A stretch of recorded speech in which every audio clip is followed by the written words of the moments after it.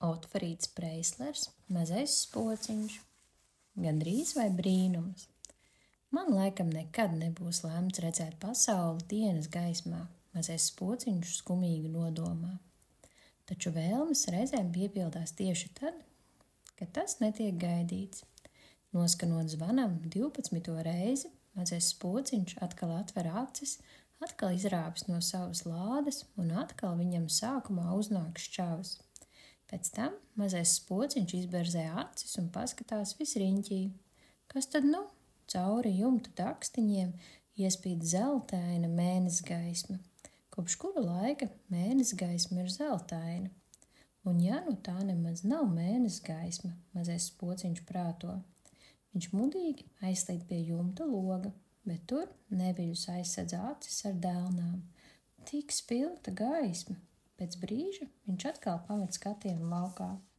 Ak, cik krāsaini ir pasaule, mazais spociņš brīnās. Un tad viņš aptver, kas tam ir par iemeslu. Ārā ir diena, gaiša diena. Viņš laimīgs, jo laimīgs iesaucis un steidzas lejā, lai visu kārtīgi apskatītu. Pils zālē tieši to brīdi uzturas ekskursanti. Kāds skolotājs ar savu klasi. Pamanījuši mazo spociņu, bērni iespiedzas. Viņš izbrāžas laukā pils pagalmā un pieplok pie kāda mūra ēnas pusē. Taču daži bērni metas viņam pakaļ. Jūs nenoķersiet mani, mazais spociņš nodomā un atkal mūk. Piepeši viņš apmet cilpu. Vajātāji saskrienas cits ar citu un krīt gar zemi. Mazo spociņu uzjautrina šī rotaļa, taču tad viņš netīšām nonāk tur, kur ēnas vairs nav, un viņu ķer saules stars. Mazais spociņš sagrieļojas tā, it kā būtu dabūjis belzienu pa galvu. Nu, tik mudīgi jātiek prom. Pagalma vidū viņš pamana aku un ilgi nedodādams ielec tajā. Paskatījies ūdenī, mazais spociņš ierauga savu spoguļā tēlu. Es tagad esmu kļuvis melns, viņš iesaucis. Tur noteikti ir vainīga saules gaisma. 4. nodaļa – Akā. Skaļi taurēdama pa pils vārtiem ātri iebrauc ugunsdzēsēja mašīna.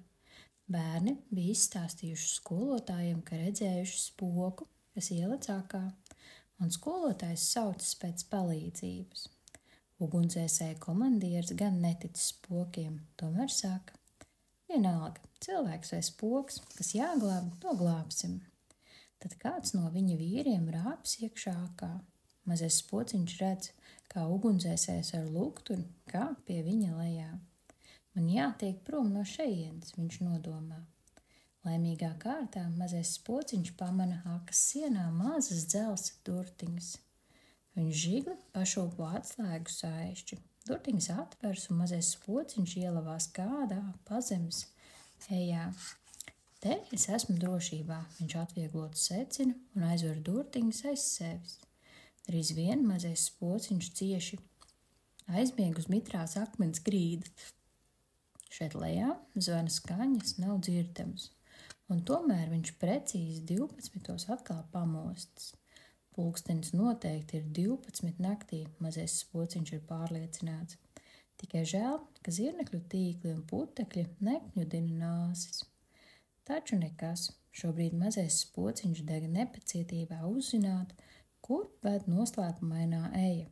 Viņš slīd tajā iekšā arvien dziļāk un dziļāk, kādā sazarojumā nogriežas pa labi, kādā citā pa kreisi. Piepeši eja izbeidzas. Mazais spociņš pavers uz augšu un ierauga dzelzs vāku.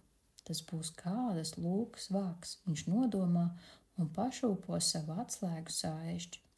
Vāks atveras un iekšā iespīd spilgtā dienas gaisma. Es biju domājis, ka tagad ir nakts, iesaucas mazais spociņš. Pabāž galvu laukā un skatās apkārt. Viņam pie paša deguna spīd 2 melni zābaki.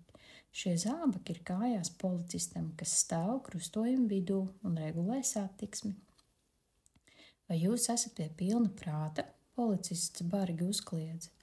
Mazais spociņš dusmojas par šādu sasveicināšanos. Viņš sāk piepūst vaigus, līdz viņa galva kļūst tik liela kā lietus ūdens muca. Tad viņš izstiep lūpas un nopūš policistam cepuri no galvas. Pēc tam, gardi smiedamies, mazais spociņš nozūd atpakaļ savā pazemes ejā.